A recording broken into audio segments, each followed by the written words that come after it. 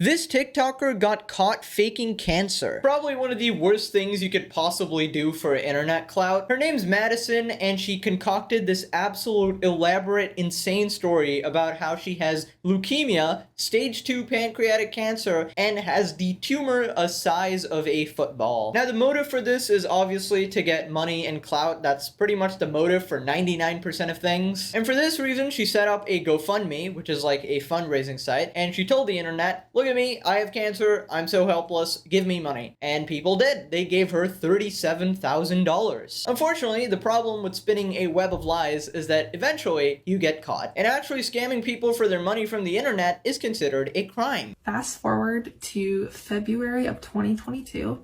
I had yearly lab work done just with my primary care provider as a standard checkup. And aside from starting to feel just a little bit off, my lab work came back and my white blood cell counts were not in normal range. So further testing was then done. And on February 10th of 2022, quite possibly the worst day of my life occurred. I got the call from my oncologist and they found a mass on my pancreas. And I had stage 2 pancreatic cancer at just 19 years old. How are people this heartless, man? How can you sit there with your fucking lying ass and tell people this harrowing story of how you got diagnosed with cancer? You can see that she's being pretty careful with what she says because she has to make sure that her story is consistent across all her videos, across all her lies, and the dates all match up. You know, you don't want someone on the internet analyzing this Marvel universe over here and finding out some lie, right? Unfortunately, she was stupid enough to post many more videos where it was much more obvious she was lying because she tried to actually fake the medical treatment and the medical equipment they use to treat cancer. Because to absolutely nobody's surprise, she has no idea how cancer treatment takes place at all. Scared is an understatement. I was terrified, and I definitely still am. But I'm really glad I went to my yearly health check because it would have been so easy to just skip it and say I'm fine. So please take my experience and get regular lab work done because the sooner you catch anything that is wrong, the better chance of outcome and survival you would have. And it really could save your life, like it did mine. Ironically, it didn't really save your life. In fact, it pretty much ruined it because the second you thought of this insidious plot is when your fate was sealed. To exploit the goodwill of charitable people on the internet and the nicest people in the entire world who are, willing to give their money to help a stranger across the internet and to make them look like fools. Like, you have to be a different type of person. Personally, I've had a family member go through cancer, and to see them just deteriorate in real time is absolutely harrowing. This person was pretty big, and anytime I'd visit them, they would just get smaller and smaller and thinner, and they were just unable to move, got lost their energy, unable to eat. It was just horrible to watch until eventually they passed. And to those of you who've been following me for a while, I've been through a very similarly bad situation, a fucking nightmare of a health condition, and the suffering you go through is just incomparable to anything a normal person can experience. We don't really talk about that now, kind of over that stage, but making a mockery of the pain and misery that people have to experience is just bottom feeder behavior. You're like Mr. Krabs of the online clout space. You would actually sell your soul for 62 cents. So far, I have completed 8 rounds of chemo and over 50 rounds of radiation. When your life changes in an instant and many days are spent vomiting and pain and being restricted with what you can do, your mind also becomes sick. You're right there. Your mind does start to become sick too, but you probably didn't need to go through cancer for that. You were just born like that. I imagine you suffer from something far worse than cancer. There's probably brain worms up there just eating up your moral compass. Anyways, later on we find out that the police launched an investigation into her claims and they found out that she was bullshitting. And turns out you're not actually allowed to do that. I don't think there's a law against lying about your illness on social media because a lot of people do that and nothing really happens to them. I think the crime here was definitely scamming people and,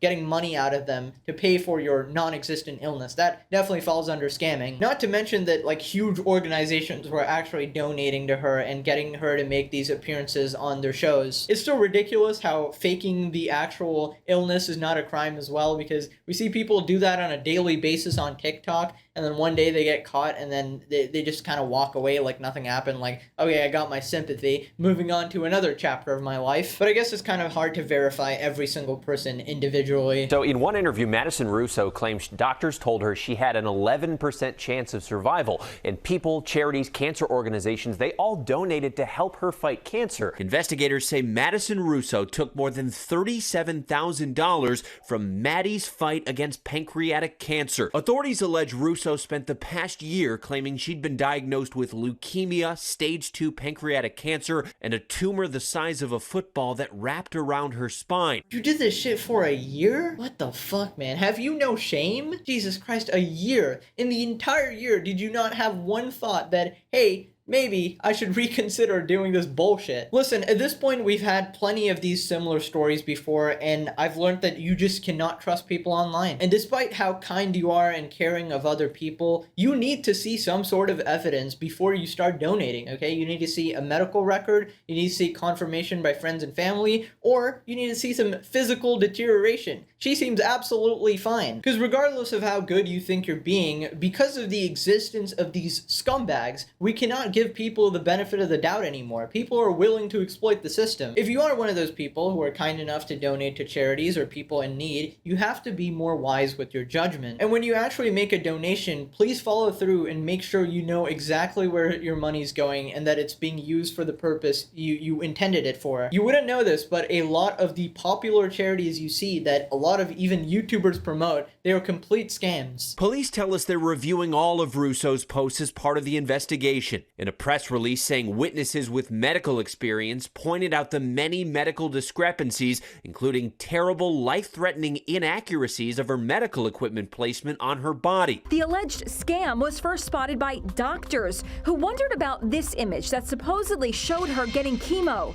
It's not the way a medical port should look. The telltale giveaways, it's not sterile and it's not secured with medical tape. Look, this is a real medical port used for cancer patients. It's easy to see the difference. I spoke with cancer patient Anna Kauer-Kovetsky. So the chest port is actually like a little port under my skin. It was inserted by a surgery. Wow, you just did a horrible job of faking this, didn't you? Apparently you don't even need to put any effort into this shit, and you just can get the sympathy of people. Now, by far the worst part about this situation is the fact that those donations and support could have gone to actual cancer patients. That's pretty much what makes it insanely fucked up, the fact that you're detracting from people who actually have these illnesses. Louis Frillman is one of hundreds who gave to the GoFundMe supporting Russo. His $500 donation has been refunded.